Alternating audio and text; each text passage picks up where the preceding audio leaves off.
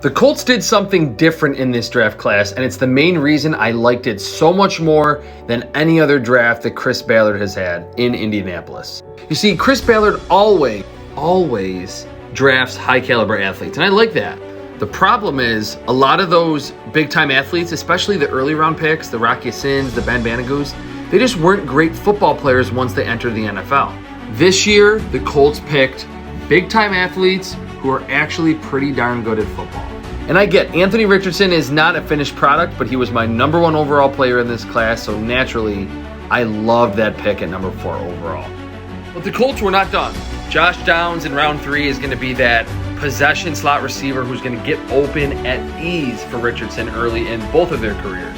Then the 3-pick stretch later in the draft, Adi Adebawore from Northwestern, explosive, versatile rusher. Darius Rush, long, very dynamic outside corner from the SEC, and safety Daniel Scott, probably the best pure free safety in this class. I love that trio of picks. And lastly, Evan Hull and Will Mallory are going to be contributors early in their pro careers.